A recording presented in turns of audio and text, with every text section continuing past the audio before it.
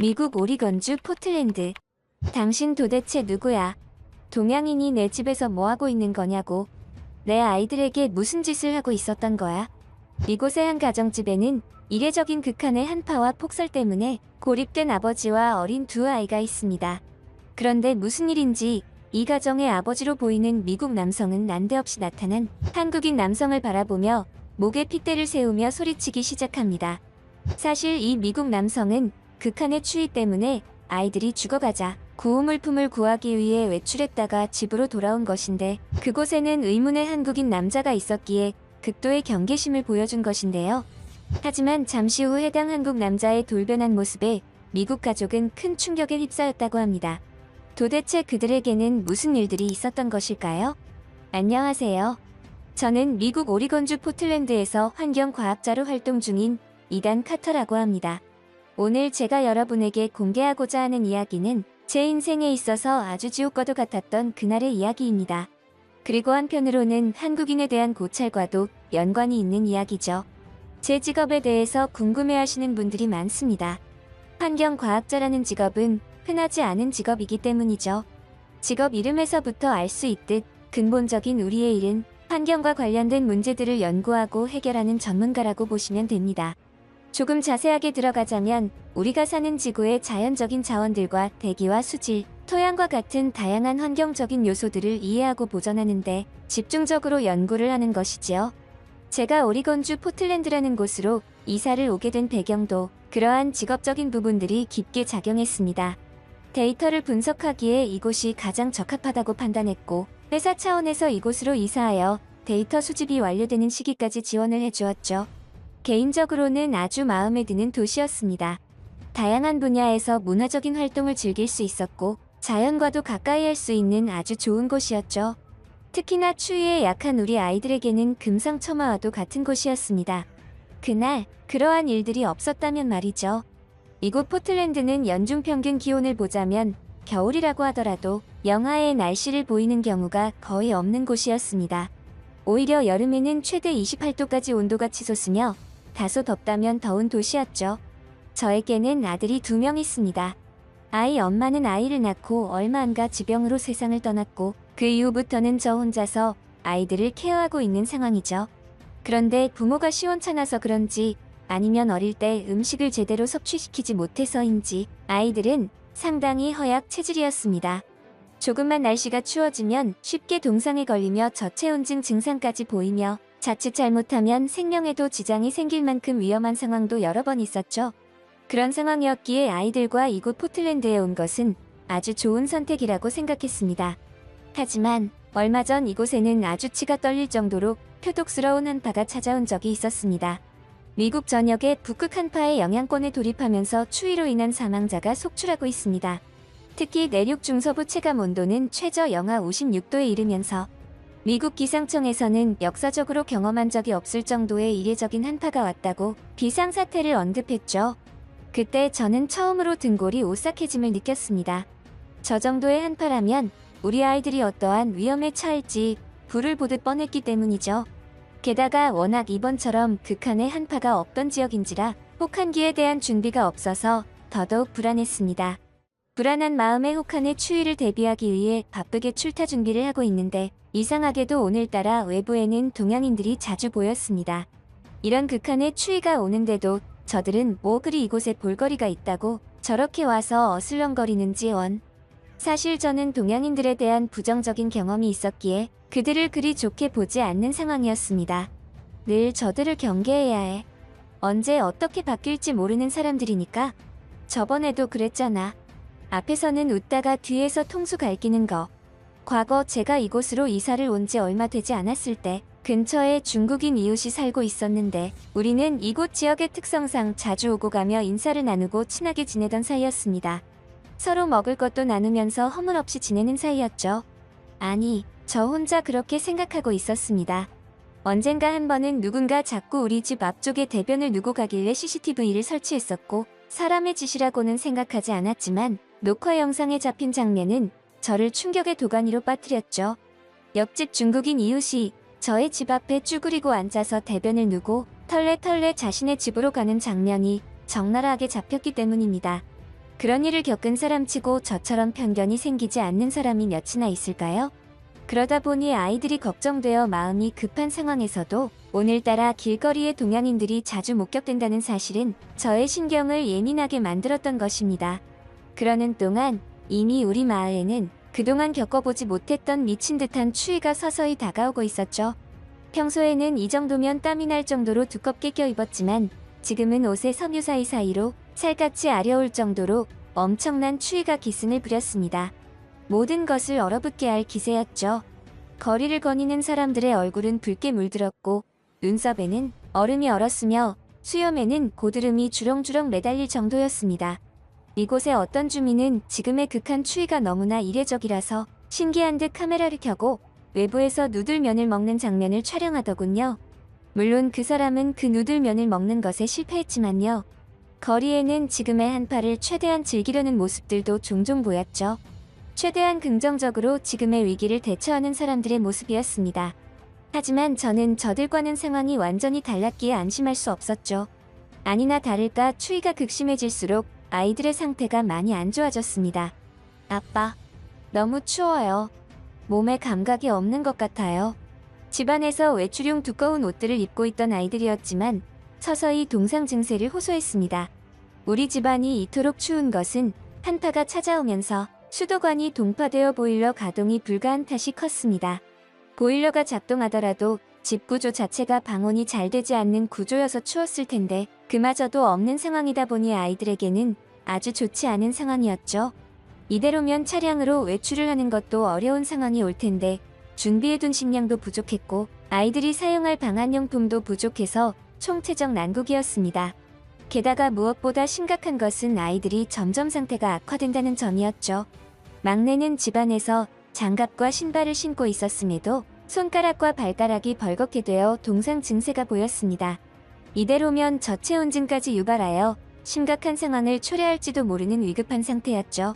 아무리 일이 중요해도 그렇지. 아버지라는 인간이 일하느라 아이들을 위험에 노출시키다니. 동상이 심각하면 피부가 썩어 들어가고 자칫 신체를 절단해야 할지도 모른다는 사실을, 저체온증은 목숨까지 위협한다는 사실을 누구보다 잘 알고 있었기에 저는 그 어느 때보다도 자괴감을 느껴야만 했습니다. 만약 아이들이 잘못되기라도 한다면 죽은 아이 엄마를 볼 면목이 없을 것이라는 생각마저 들었습니다. 이대로는 안 돼. 아이들이 저번처럼 위험한 상황에 마주할 수도 있어. 결국 저는 아이들을 살리기 위해서 더 추워지기 전에, 폭설이 더 쌓이기 전에 나가서 아이들을 지켜줄 무언가를 구해와야만 했습니다. 다행스럽게도 지금까지 차의 시동은 걸리는 듯 했습니다. 최근 들어 연구에 몰입하느라 차량 시동을 걸어주지 못해서 내심 불안했었거든요. 일단 이불과 담요와 같은 방한용품들을 최대한 구해볼 요령으로 인사를 하고 지내던 이웃들의 집에 방문했습니다. 그리고 혹시라도 아이들의 상태가 더욱 나빠질 것을 대비하여 해열제와 같은 비상약도 구해보려고 했죠. 하지만 저는 몇 군데 이웃집을 돌아다니면서 크게 낙심할 수밖에 없었습니다. 얼어붙은 마을의 전경처럼 이웃들의 마음도 꽁꽁 얼어붙은 듯했죠. 인사를 하며 지낸 이웃들은 그나마 좀 나은 상황이었지만 그 외 다른 이웃들의 반응은 너무나 냉담했거든요. 이 마을의 이러한 이례적인 극한의 한파와 같은 재난 상황은 그들도 처음이었기에 예민해진 듯했습니다. 언제까지 이 재난 상황이 유지될지 몰랐기에 다들 몸을 사리는 분위기였죠. 이해는 되었습니다. 나였더라도 타인보다는 자기 자신과 가족들의 안위를 먼저 살폈을 것이니까요. 결국 저는 담요 2장만을 얻은 채 다시 아이들이 있는 집으로 돌아가야만 했습니다. 더 이상 아이들 혼자 내버려 둔다면 그건 그것대로 더 위험한 상황을 초래할지도 모른다고 생각했죠. 하지만 저는 잠시 후 등골이 오싹한 느낌이 들며 이토록 추운 한파에도 식은땀이 흐르는 듯한 느낌을 받았습니다. 저는 열심히 차량 시동을 걸어보았지만 따따따따따 하는 빈 껍질처럼 요란한 소리만 내는 차량은 시동이 걸리지 않았죠. 악불싸. 혹시 배터리가 나갔나? 하, 이번 겨울에는 연구 때문에 차에 신경을 못 썼더니 결국 이렇게 되나. 여기에서 걸어서 집으로 가려면 한참을 가야 하는데 그동안 아이들에게 무슨 일이라도 생기면, 잠깐이었지만 5만 가지 경우의 수를 생각하고 고민을 한 저는 결국 선택을 해야만 했습니다. 몇 번 더 시동을 걸어본 저는 이내 차에서 내려 담요 2장을 제 몸에 걸치고 집까지 걸어가기 시작했죠. 날씨는 이제 아까보다 더 추워서 아예 온몸이 무감각해지며 살갗이 아려오는 느낌마저 들었습니다. 이대로는 집까지 가기도 전에 동사하여 죽겠구나라는 생각이 들 정도로 말이죠. 심지어 아이들도 저 자신도 모든 것을 포기하고 싶은 생각마저 들었습니다. 죽은 아내가 생각나더라고요. 저 멀리서 저에게 손짓하는 기분이었죠. 어서 오라고. 당신 자리는 내가 만들어 두었다고? 그러니 모든 걸 포기하고 내 곁에서 편하게 지내자고 하는 것 같았습니다. 참으로 못난 아버지죠? 아이들만 집에 남겨두고 나온 주제에 그딴 생각이나 한다니 말입니다. 조금만 더, 조금만 더. 저는 해당 단어만 중얼거리며 끝까지 집중력을 놓지 않았고 정신을 차리려고 애를 썼습니다. 그 결과 서서히 아이들이 있는 우리 집이 보였죠. 너무나 반가웠습니다. 그리고 한편으로는 장시간 힘들었을 아이들의 상태가 걱정되기도 했죠. 또한 제가 가더라도 과연 아이들에게 어떤 도움이 될까 싶은 생각도 했습니다. 오히려 밖에서 장시간 걸어온 터라 제 몸에서 나오는 냉기 때문에 아이들에게 해나 끼치지 않을까 했죠. 그런데 참으로 이상한 느낌이 들었습니다. 아주 이질적인 기분이었어요. 멀리 우리 집이 육안으로 보였는데 창문 밖으로 비치는 모습이 평소에 우리 집과는 다소 이질적으로 느껴졌기 때문이었습니다. 뭐지? 뭐가 이렇게 나를 불안하게 만드는 거야? 아니, 설마. 저는 불안한 예감에 휩싸여 집까지 미친 듯 뛰어가기 시작했습니다. 그때는 정신이 하나도 없었죠. 그저 우리 아이들을 살려야 된다는 생각밖에는 들지 않았습니다. 아직은 희망이 있다고 보였으니까요. 노란 불빛이 새어나오는 창문을 바라보며 저는 계속해서 뛰었습니다. 이토록 추운 한파에도 미친 듯 뛰니까 몸에서 열이 생기면서 오히려 조금씩 몸 상태가 나아지는 느낌마저 들었죠. 우리 집에는 노란 조명이 새어나올 일이 없었습니다. 전등이라곤 오직 흰색 빛을 내는 전구가 전부였죠. 그런데 저런 노란 불빛이 새어나온다는 것은 제가 생각하기에 딱 한 가지밖에는 없었습니다. 화재. 불이 난 것이라 생각했죠. 아이들이 추위를 견디지 못해 어딘가에 불을 붙였다가 집안에 그 불이 옮겨 붙은 것이리라 짐작했습니다. 제발 아이들이 무사해 주기를 바라며 저는 전력으로 뛰어갔고 이내 미친 듯 숨을 몰아쉬며 집에까지 당도했죠. 문을 벌컥 열어젖힌 저는 그 자리에서 얼어붙고 말았습니다. 아니, 서서히 저의 표정은 경악으로 물들었죠. 분명히 우리 집이었고 우리 아이들이 보였지만 그곳은 우리 집이 아닌 것처럼 느껴졌습니다. 그리고 웬 아시아 계통의 남자가 한 명 보였습니다. 당신 도대체 누구야? 동양인이 내 집에서 뭐하고 있는 거냐고. 내 아이들에게 무슨 짓을 하고 있었던 거야? 저는 일부러 더 강경한 태도로 그에게 겁박을 주며 소리쳤습니다. 그도 그럴 것이 이런 극한의 추위에 아이들을 살리기 위해 목숨 걸고 밖에 나갔다가 집으로 들어왔더니 처음 보는 동양인 남자가 우리 아이들과 같이 있는 것을 목격했다고 생각해보세요. 제가 정신이 정상이겠습니까? 극도로 흥분한 저는 여차하면 그와 격렬한 몸싸움을 벌여야 할지도 모른다는 생각까지 했죠. 그런데 이 동양인 남자에게 극도의 경계를 품고 있던 저는 이내 당황하고 말았습니다. 아빠 왜 그래? 좋은 아저씨야. 아저씨가 맛있는 거도 줬어. 아빠도 이거 줄게. 엄청 따뜻해. 아이들의 말에 저는 그제야 집안에서 느껴지는 이질적인 느낌들의 정체들을 직시할 수 있었습니다. 불이 난 줄 알고 뛰어왔지만 집안 어디에도 불이 난 흔적은 찾을 수 없었고 난방 제품으로 보여지는 작지만 노란 빛을 뿜으며 열을 내는 기계들, 그리고 그 근처에 삼삼오오 모여서 추위를 달래고 있는 제 아이들과 동양인 남자가 있을 뿐이었습니다. 한국인이라 소개한 해당 남자는 혼자서 흥분하고 열을 내던 저에게 오히려 감사의 인사를 표했습니다. 아이들 아버지시군요. 아이들이 아주 밝고 착하네요. 덕분에 저도 목숨을 건졌지 뭡니까? 꼼짝없이 밖에서 얼어 죽을 뻔했죠. 마지막으로 이곳에 도움을 요청했다가 아이들이 흔쾌히 허락해 주어서 이렇게 신세를 지게 되었습니다. 정말 감사합니다. 하지만 저는 그런 한국인 남자에게 오히려 절이라도 하고 싶은 심정이었습니다. 오히려 고마운 건 나라고. 덕분에 우리 아이들이 무사할 수 있었다고? 실제로 한국인 남자는 각종 난방 제품과 온열 제품들을 가지고 있었는데 휴대용이라서 아주 작은데도 불구하고 효율은 엄청났습니다. 그렇게 한기가 돌던 우리 집도 어느새 창문에는 습기가 차기 시작했고 아이들의 동상 증상과 저체온증도 걱정할 필요가 없어졌죠. 그뿐만 아니라 한국인 남자분은 아주 특이한 음식을 가지고 왔는데 저는 처음 보는 형태의 음식이었습니다. 비닐 재질로 이루어진 봉지에 담긴 음식에 끈이 달려 있었고 이것을 살짝 당기자 아주 놀라운 일이 벌어졌죠. 봉지에서 뜨거운 김이 미친 듯 뿜어져 나왔기 때문입니다. 알고 보니 이것은 한국에서 개발된 군용 전투식량으로 봉지 내부에서 뜨거운 열을 발생하여 따뜻한 음식을 먹을 수 있도록 해주는 미친 듯 기발한 음식이었죠. 그렇게 저와 아이들은 우리 집을 방문해준 한국인 남자 덕분에 생각지도 못한 따뜻한 식량까지 대접받고 극한의 한파와 폭설의 위기를 무사히 벗어날 수 있었습니다. 과거 특정 동양인 이유 때문에 겪으며 동양인 전체에 대한 편견이 생겨버린 저였지만 한국인 남자 덕분에 그런 저의 편협한 생각도 조금은 바뀔 수 있었죠. 아주 특이하게 만난 인연이다 보니 우리는 시간이 흘러서도 가끔 연락하는 친구 사이로 지냈습니다. 한국인 친구를 사귀게 되면 가끔은 제가 미래에서 온 외계인과 대화를 나누고 있나 싶은 생각을 하기도 합니다. 워낙 그가 지니고 있는 한국의 기발한 제품들이 저를 놀라게 하기 때문이죠. 쑥스러워서 직접적으로는 말하지 못했지만 이 자리를 빌려 내 친구에게 말해주고 싶네요. 나와 우리 아이들을 재난 상황에서 구해주어 정말 고마워. 넌 우리 가족의 은인이야. 크로아티아에서도 유난히 찢어지게 가난한 어느 도시. 이곳에는 깊은 주름에 잔뜩 인상을 구기며 고민에 빠진 남성이 있습니다. 이 남성은 자신의 딸이 한국에 팔려갔다는 현실을 받아들이지 못하며 딸을 찾아올 연구를 하는데요. 하지만 무슨 일인지 별짓을 다하던 이 남성은 한국에 직접 방문하면서 충격적인 진실과 마주하며 혼란의 도가니에 빠졌다고 합니다. 한국은 침략을 자주 당했다는 이유로 약소국이라 칭하던 이 남성은 도대체 한국에서 무슨 일들이 있었던 것일까요? 한국이요? 아, 예, 잘 알지요. 우리 크로아티아와 많은 부분이 비슷한 나라기도 하니까요. 아무래도 침략을 자주 당한 나라들은 현대에 와서도 약소국이 될 수밖에 없는 운명이죠. 그런데 요즘에 한국에 대해서 물어보는 손님들이 참 많군요.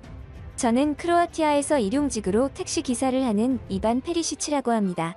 최근 들어 손님들에게 한국에 대한 질문을 많이 받던 저에게는 다소 충격적인 일이 일어나 버리고 말았습니다. 저는 사실 태생부터 가난에 찌들어 살아왔던 사람이었고 뭐 하나 제대로 교육받은 것도 없어서 오래전부터 택시 기사 일을 해오던 사람이었습니다. 그 와중에 택시를 자가로 구매할 여력도 없어 타인의 택시를 임시로 빌려가며 일용직 형식의 택시 기사를 하고 있었죠.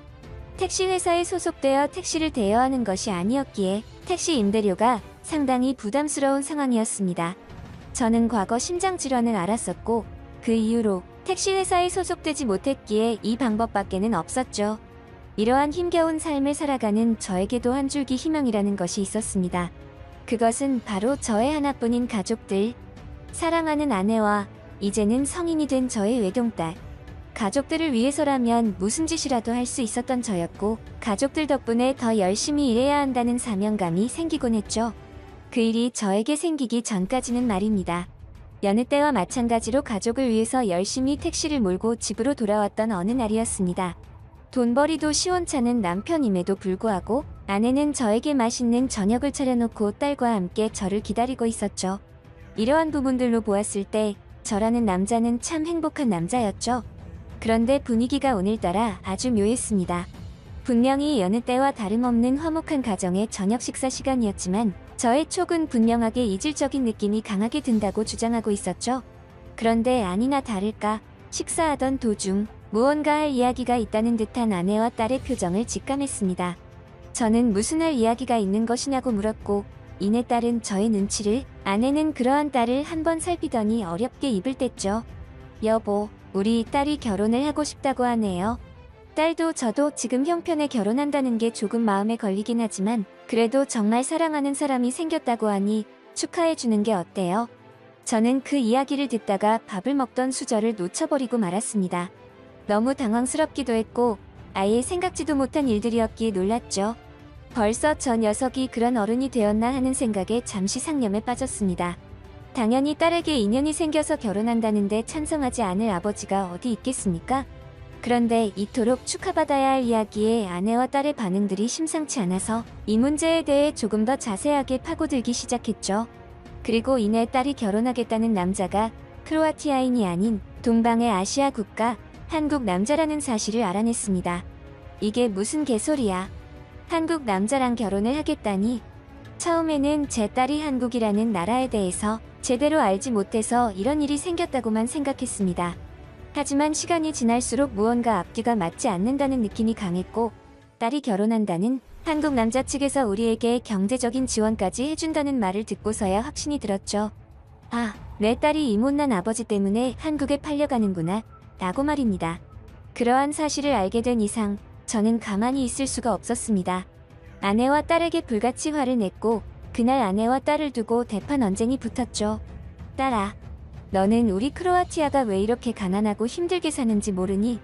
물론 우리나라를 세운 슬라브족 조상을 존경한다. 하지만 그 이후 9세기에는 프랑크 왕국의 지배를 받았지. 그뿐이니 11세기에는 헝가리에, 1500년대에는 오스만 제국, 19세기에 들어서는 오스트리아와 헝가리의 지배를 받던 나라가 바로 우리다. 그런데 뭐? 한국도 우리 못지않게 다른 나라들의 잦은 침략을 당하고 지배를 당해왔던 나라다. 그런 나라들은 절대 약소국의 지위를 벗어날 수 없어. 심지어 한국은 지금도 전쟁이 끝나지 않은 나라라고. 절대 이 결혼은 용납 못한다. 차라리 그냥 크로아티아 남자를 만나서 평범하게 살면 안 되겠니? 이 아버지가 돈을 못 벌어서 그런 것이라면 내가 지금보다 10배는 더 노력하마. 그러니 다시 생각해보거라. 저는 최대한 딸을 설득하려고 했지만 딸은 한사코 그러한 이유가 아니라며 발뺌을 했고 끝까지 그 남자와 결혼을 할 것이라는 말을 했죠. 그제야 저는 이 녀석이 기어이 그 남자에게 무언가 선지급 같은 대가를 받은 것으로 생각했습니다. 그렇지 않고서야 저렇게 완강하게 반대할 이유가 없다고 생각했죠. 저런 딸의 모습은 정말이지 처음이었습니다. 어쩌면 우리 크로아티아보다도 후진국인 나라에 가서 큰 화를 당할지도 몰랐기에 걱정이 이만저만이 아니었죠. 그럼에도 저는 결국 딸이 한국인 남자와 결혼을 하는 것을 막지 못했습니다. 하지만 문제는 그 다음이었죠. 딸은 한국인 남자와 결혼을 하는 것에 그치지 않았고 아예 자기 남편을 따라서 한국으로 떠나버렸습니다. 저는 그 이후로 한동안 술에 절어 살았죠. 크로아티아 내에서도 가난한 편에 속하는 저 자신이 부끄러웠고 한심했습니다. 저의 이러한 가난 때문에 딸이 한국으로 팔려갔다는 생각에 잠을 설쳤죠. 그래서 저는 결심했습니다. 이렇게 살아서는 안 되겠다고? 제대로 돈을 벌어서 다시 제 딸을 찾아와야겠다고? 저는 그러한 다짐을 한 이후부터 돈을 벌기 위해 악착같이 살았습니다. 잠자는 시간을 줄였고 과식하면 잠이 오기에 먹는 것도 줄여가며 택시를 몰았죠. 그 결과 평소보다 2배가 넘는 수입을 벌어들였습니다. 하지만 그럼에도 불구하고 택시의 임대료는 그에 맞게 상승했고 택시 일용직으로서는 돈을 모으기가 힘들다는 것을 여실히 깨닫고 말았죠. 나만의 자가 택시만 있었어도 그게 아니면 회사의 소속이라도 되었으면 지금보다는 훨씬 나은 환경에서 돈을 모을 수 있었을 텐데 저는 그러한 생각에 이르자 욕심이 생겼습니다. 그 돈만큼은 절대로 쓰지 않으려고 다짐하고 또 다짐했었는데 그 돈은 다름 아닌 딸의 한국인 남편에게 받은 돈이었습니다. 그 돈을 보노라면 마치 제가 딸을 팔아넘긴 놈으로 생각되어 무척이나 괴로웠죠. 하지만 인간이라는 존재가 이토록 이중적이고 간사한 동물인지 이번에 다시 한번 느꼈습니다. 저 돈이면 택시를 구매할 수 있을 것이고 그러면 지금보다 돈을 모으는 게 훨씬 수월할 테니까 벌어서 다시 돌려주면 그만이지. 그러한 생각을 한 저는 결국 그 돈에 손을 대버리고 말았습니다. 그 죄책감을 최대한 벗어던지기 위해 더 악착같이 일을 했죠. 그렇게 5년이라는 세월이 흘렀고 저는 드디어 한국으로 떠날 결심을 했습니다. 그동안 아내와는 지속해서 연락을 주고받은 딸과 딸의 한국인 남편.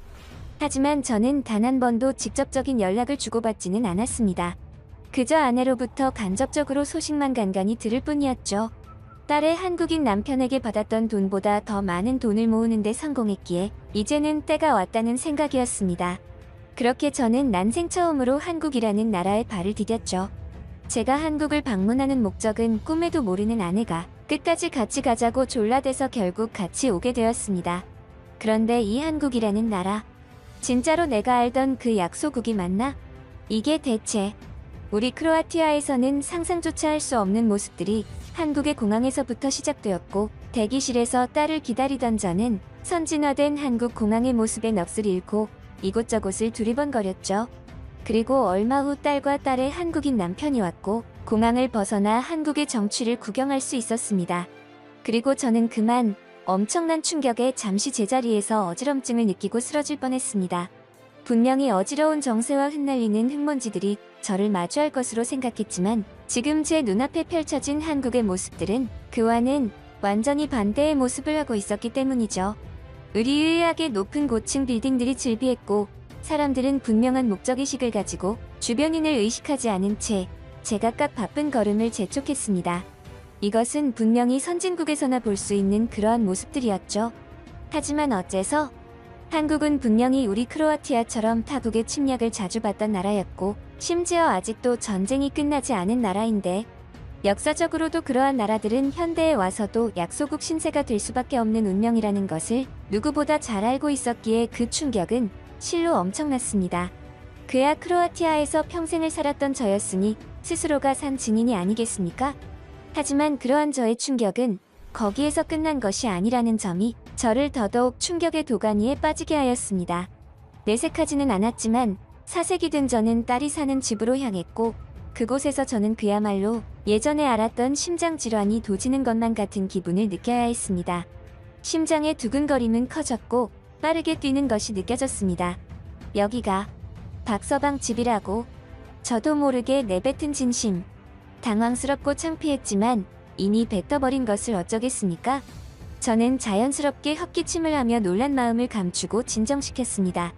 지금 저의 눈앞에는 미국의 헐리우드 대스타들이나 살 법한 전원주택이 아름답고 고급스러운 자태를 뽐내며 저의 시야를 어지럽히고 있었죠.